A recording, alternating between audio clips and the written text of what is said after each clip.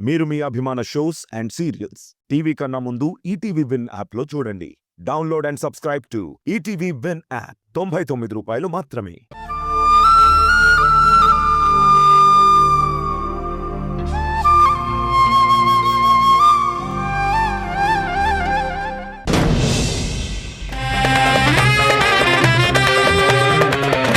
ఆయన గారు పంపించిన మనీ ఆర్డర్ తాలూకు కవరు ఎక్కడ దాచిందో ఏమో.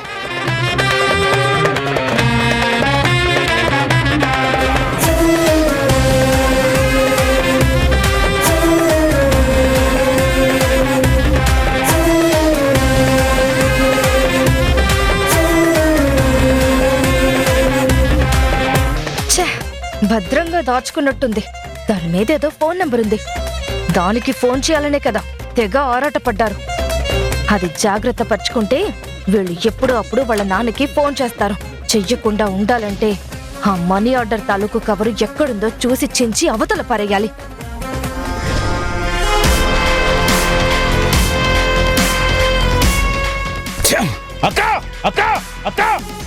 ఈ వెధవ రంకెలేస్తున్నాడంటే ఏదో ఘనకార్యం చేసొచ్చినట్టున్నాడు. ఏమైంద్రా? తన్నులు తినొచ్చినోడి మొహంలాగా మొహం అంతా అలా ఉందేంటి? ఎందుకు ఆంబోతులా రంకెలేస్తున్నా? మెల్లిగా పిలిస్తే రాననుకున్నావా? అరవకపోతే నాకు జరిగిన అవమానానికి ఇంటికొచ్చి చిందులేయమంటావా? అది ఆ ధరణి ఎంతకు తెగబడిందో తెలుసా? ఏమైంద్రా? తిరగబడి కొట్టిందా? కొడితే అక్కడే మెడలు ఉంచి తాలి కట్టి మరీ పట్టుకొచ్చేవాణ్ణి. అది ఇంకెవడితోనో లవ్లో పడిందక్క. ఏంటి లవ్ లో పడ్డదా? ఏం మాట్లాడుతున్నావురా? ధరణి అలాంటి పనులు చేసే మనిషి కాదు. అంటే నా మాట కంటే నీకు దాని మీదే నమ్మకం ఎక్కువ? నా కళ్ళతో నేను చూశాను. అది ఎవడికో షేక్ హ్యాండ్ ఇచ్చి నవ్వుతూ మాట్లాడడం చూసి తట్టుకోలేక ఏం చేసావురా? వాణ్ణి విరక్కొట్టాను. ఆ తరువాత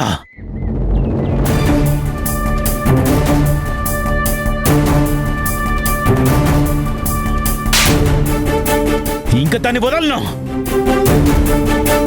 అది ఇంటికి రాని. అది ఇంటికి వచ్చిన వెంటనే దాని మీద తాళి కట్టేస్తాను. అసలు నీకు బుద్ధుందా? వెనక ముందు ఏం ఆలోచించవా? నీ మూర్ఖానికి నువ్వే కాని నా మాట తలకెక్కదా? నిన్నే కదరా కొట్టి మరీ క్లాస్ పీకాను. మళ్ళీ పొద్దు పొద్దునే దాన్ని వేధిస్తావా? నిన్ను ఓపిక పట్టమని ఎందుకు చెప్తున్నానో అర్థం కావట్లేదా? నీ ఆవేశానికి తెలివి తక్కువతనానికి నా బతుకు నాశనమయ్యేలా ఉంది. ఆ మహానుభావుడితో పెళ్లి చేసి అమ్మా నాన్న నా గొంతు కోశారు.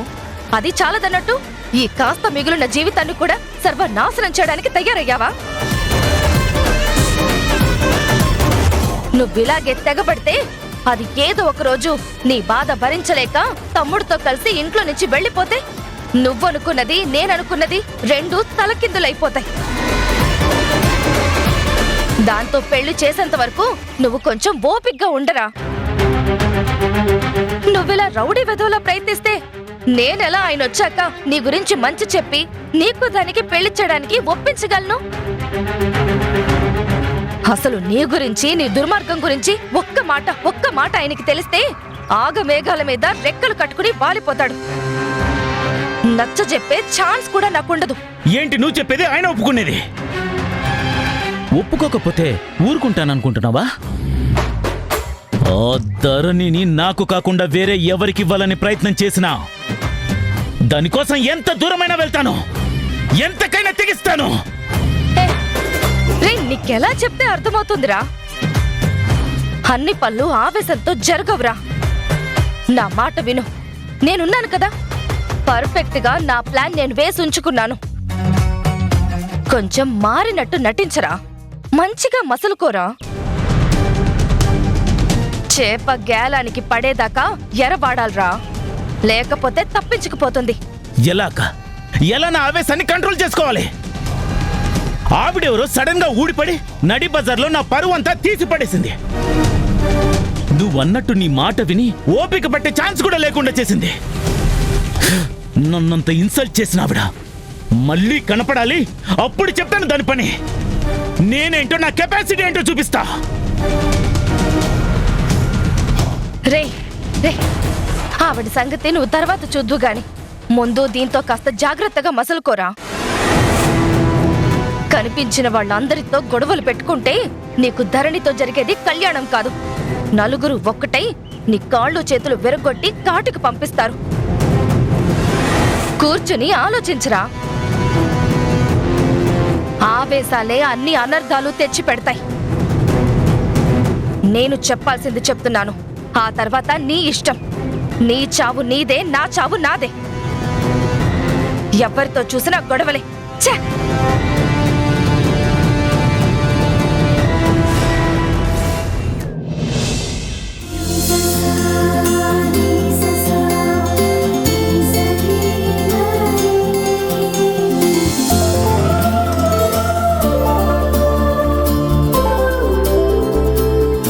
అమ్మా ధరణి.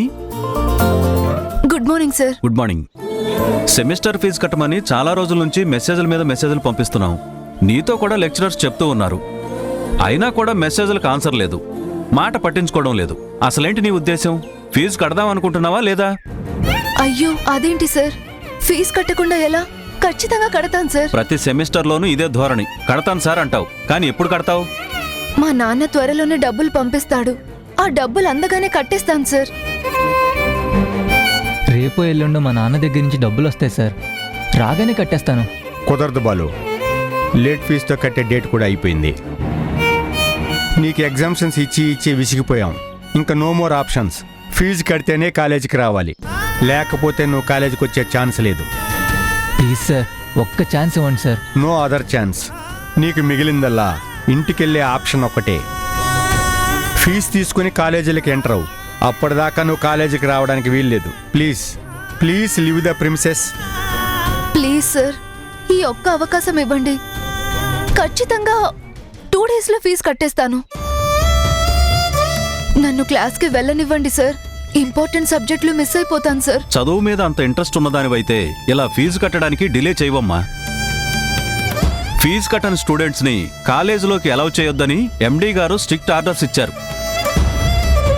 నేను ఆయన ఆర్డర్స్ని ఓవర్ రూల్ చేయలేను. ఆయన పర్మిషన్ ఇస్తే గానీ నిన్ను క్లాస్కు పంపించలేను. Please sir, please. నీ రిక్వెస్ట్ నేను కన్సిడర్ చేయలేనమ్మా. నాకు పవర్ లేదు. సారీ. కాలేజ్ నుంచి వెళ్ళిపోవడం మంచిది. సార్ సార్ ఒక్క 2 డేస్ సార్, క్లాస్కి అలౌ చేయండి సార్. ఎన్ని 2 డేస్ అయ్యా? బాలు ఫీజు రేపు పే చేస్తాడని గోడ మీద రాసి పెట్టుకోమంటావా? నిన్ను చూసి ఇంకొకళ్ళు డిలే చేస్తే కాలేజీ మూసుకొని వెళ్లాల్సి వస్తుంది. No more request, no more obligation. Please.